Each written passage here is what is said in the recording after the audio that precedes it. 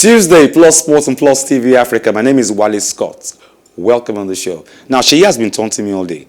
And I've told him that whether the thing is done or not, heaven will not fall.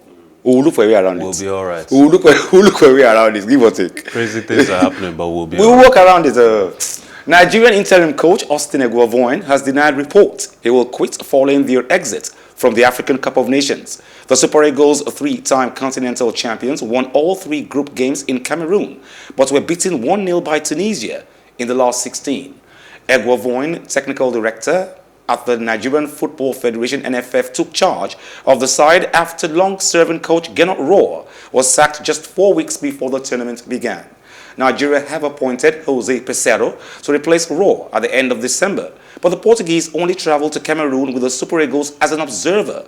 However, Eguavoen is not sure whether he will lead the side in their two-legged 2022 World Cup playoff against Ghana in March.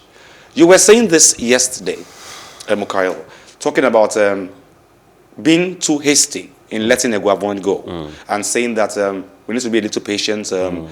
But some people have said that Eguavoen took Nigeria back to the glory days, how we used to play in the glory days, but not putting into consideration that times have changed and things are changing with it. Well, I mean, the fact that, okay, here's the thing. A team's identity is so very important, and under Gernot Rohr, the team lacked identity. We don't know what Peseiro might bring, if there will be an identity, or if he'll just use Nigeria, the Super Eagles, as a way to pass time and collect a paycheck. Honestly, between you and I, for 47 months, what was Gernot Rohr's identity? I mean, there wasn't any philosophical identity, because a team needs something to fall back on.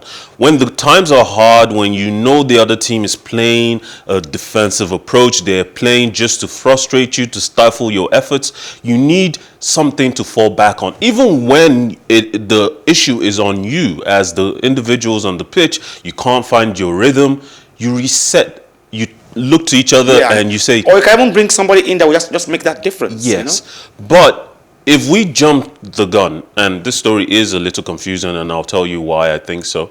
If we jump the gun and fire Eguavoen as though he was just a placeholder, and that's what they promised initially, but we're completely ignoring what he has offered the team. A sense of pride, a sense of identity, and a sense of a greater promise for tomorrow. Now, why this story is confusing is because he's supposed to be interim coach. He's supposed to what be. He's saying now is that the news is saying that, listen, he doesn't want to be in charge with Nigeria against Ghana. And he was supposed to be against Ghana, and Peseiro will still be an observer. And he's saying, no, I'm still going to be the coach against Ghana. Then after that, I could walk away. But even Amaju Pinnick said, listen, there's no solid agreement yet with Peseiro. Yes. I think they probably left themselves an escape hatch in hopes that if Eguavoen did well, and if he wants the job, and if the national team, the Super Eagles, the players themselves respond to him, and also if the fans jump on the train, because we've been having this back and forth for a while now. Homegrown players, homegrown coaches, do we prefer them over international, foreign-based talents who will come in and do whatever they want, get paid, and then leave? Do we want that? And we've been going back and forth on this issue. Now, we have a setup in place where a local coach, a homegrown coach, a Super Eagles legend is in charge. And perhaps even if we don't win anything, there can be more pride. And if you're trying to build a project, what people need is hope, faith in the process. I heard an argument today about whether Arteta should be left in the position he's in at Arsenal, and it reminds me of this exact situation. Granted, he hasn't had quite as long, he hasn't had as much stumbles, but if you trust the process, if you trust that a homegrown coach who knows the team better than anyone from wherever is a better fit for the specific pride, specific egos, specific individuals in the team, and understands what the nation wants to achieve, what the expectations of fans are, and knows how to go about it based on his past experiences. Granted, football is always changing, but doesn't mean coaches stay stagnant either. Coaches also are constantly, because when you lose, they say you learn a greater lesson when you lose than when you win. I think, if you ask my opinion, I think the loss to Tunisia should be a major lesson for Eguavoen, and he must have gotten some pecks from what mistakes he made, what he could do right. Before we even started talking about, the North Africans weren't doing quite as well, it's not like we expected Nigeria to go up against the North Africans and wallop them, yes, or beat them technically. No, we saw that their technical prowess was the dominant factor on the day, and until we focus on one project, until we say this is who is going to be in charge, we're going to give him X amount of time to get this specified project that has been written, codified into his contract, whether it includes bringing in homegrown players into the team, developing the academy, developing a pathway into the national team for local players. We have to say this is the route we're going with, whether we're choosing a foreign-based coach or Eguavoen or any other local coach. Too much drama in the Nations Cup, from the red cards and from the funny officiating. But this one was really, well, I don't know. I didn't see Comoros giving Cameroon a run for their money, really. But hosts, I didn't see them giving them a run for their money, if you ask me. Now, host Cameroon are through to the quarterfinals of the African Cup of Nations, but only after laboring to a 2-1 win over Comoros side, who were forced to start an outfield player in goal and played most of the game with 10 men. The Comoros started with left-back Shakara Abdulkar between the posts in Yaoundé after 2 of their 3 goalkeepers were ruled out due to COVID-19, while the other was missing due to injury. They then had captain Najim Abdou sent off after just 7 minutes, and Karl Toko Ekambi put Cameroon in front before skipper Vincent Abubakar netted his 6th goal of the tournament. Despite that, it was a heroic performance from the Comoros, who kept the tie alive until the end, thanks to Yusuf and Chagama's stunning late free kick. The indomitable Lions kept their dream of winning the Cup of Nations on home soil alive as they advanced to a last 8 tie against Gambia on Saturday. Yet this was the Comoros night, despite the outcome. The tiny Indian Ocean island nation qualified for the last 16 in their first ever appearance at the Cup of Nations after finishing as one of the best 3rd-place teams in the group stage. So Cameroon will say they won that game, maybe. It was Comoros night. First of all, most of them are not your regular footballers. 2, they had a defender in goal because their 3 goalkeepers had COVID. So they had a defender who was the goalkeeper in this match. And these are not regular. And then they were 10 and 1 man down because the other player got a red card in 7 minutes into the game. And they struggled to win them 2-1. And they are jubilating. Comoros. A win is a win, though, yeah. Yes, but I mean, this game, obviously, kudos to Comoros for showing a tenacity that defies what anyone should expect of a team such as Comoros. First of all, they're a tiny island nation, and they were down 3 goalkeepers and a defender in post. Obviously, you know, it's not like the Premier League. It's not like a league competition where games can just be postponed indefinitely until the team is in a better position to field a certain number of players available for them. They went into this game with no real substitutes. 11 players was all they had. And unfortunately, the show must go on. Sure. And they still put on quite a show. We've talked, and you mentioned about officiating. We've seen this in this tournament, a lot of bad choices made, a lot of bad decisions made by these officials. 7 minutes in, I don't know, unless... That was a save by the defender. Yes. Full-turn goalkeeper. Unless, in my opinion, unless a player goes in two-footed or completely reckless, you don't give him a red card 7 minutes into the game. Into a game, yeah. I mean, even the Nigerian match where Iwobi got sent off, granted, it was a bad tackle, but his studs were barely showing. It was a tackle anyone else would have made, and 2 seconds earlier, he would have gotten the ball. True. And we saw exactly that exact same tackle in the Premier League over the weekend, and the player got a yellow card. VAR reviewed it back and forth, and they still came back down to a yellow card, no red card. And it's funny to me that in African football, referees are taking such extreme views of tackles that even the Premier League, a place where the football isn't quite as gra. Well, still on some drama in Cameroon, but sad drama this time around. At least 5 have died in a stampede at the Yaoundé Olympic Stadium in Cameroon before the host nation's round of 16 game in the African Cup of Nations against Comoros.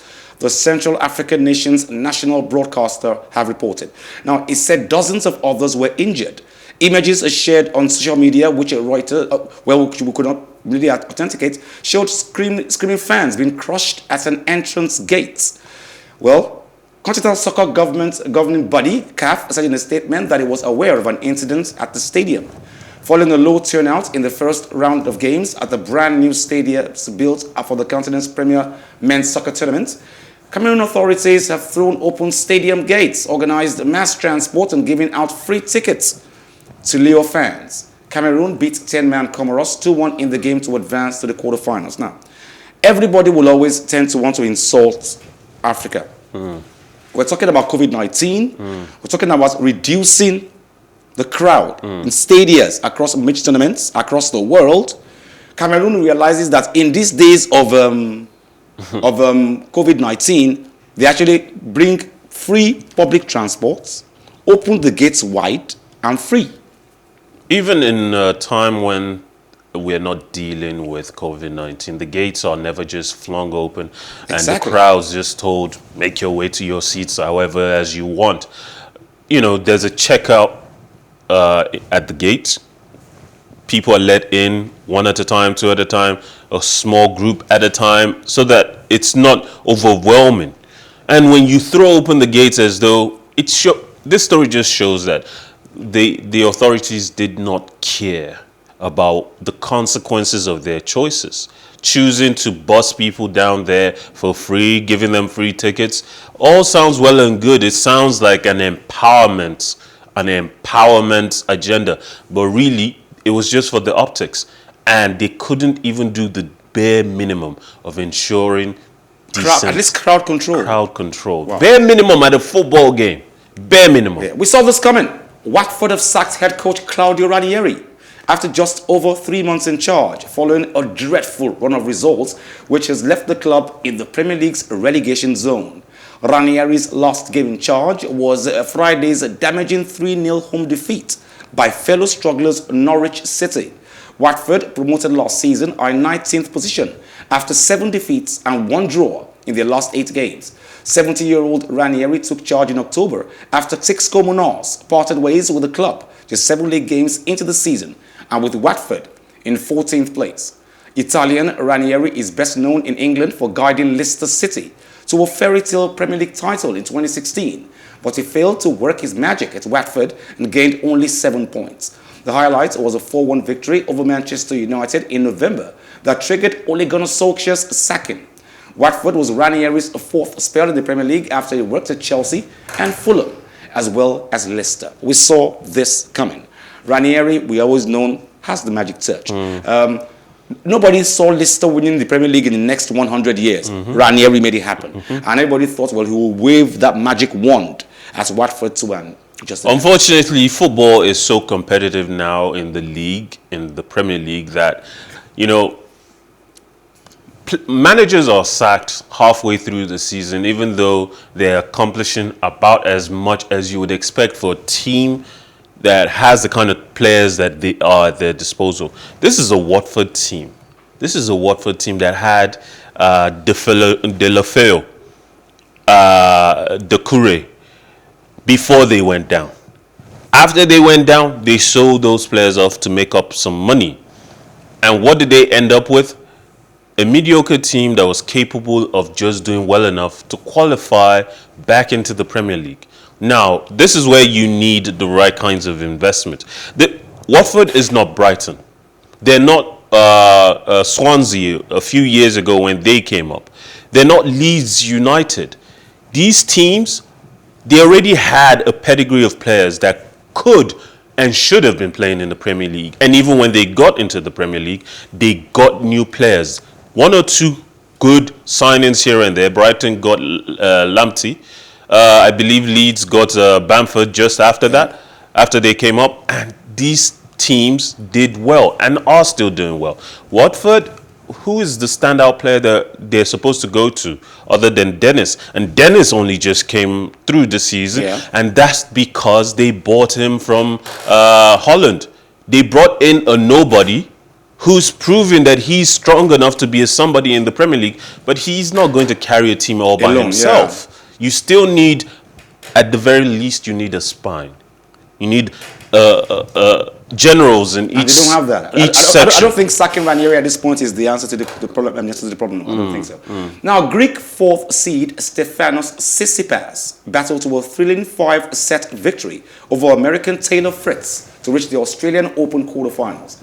23-year-old twice came from behind to record 4-6, 6-1, 4-6, 6-3, 6-4 to win shortly after midnight in Melbourne. It will be a third Australian Open quarterfinal for 2021 French Open finalist Tsitsipas as he continues his bid for a first major title. He will meet Italian 11th seed Yannick Sinner in the last date. Sinner, who is through to the Australian Open quarterfinals for the first time, defeated Australian 32nd seed Alex de Minaur 7-6, 7-3, 6-3, 6-4. We're coming back to that match. We're leaving them with that match. That's Madison Keys. But, okay. She wallowed in a dark cloud at the start of the year. Madison Keys booked her first Grand Slam semi-finals in 4 years. Okay, well, we'll come back to that. We'll leave them with that. Plus Sports and PlusTvAfrica on a Tuesday. Thank you very much for joining us and staying with us. Thank you, Mikhail. Thank you very much, Shay. Thank you very much, Kay. Thank you very much, Tayo. Thank you very much, Femi, in the powerhouse downstairs. We'll leave you with Madison Keys. My name is Wale Scott. I always advise you at the end of every show, if not for anything, at least for your heart, do some sports.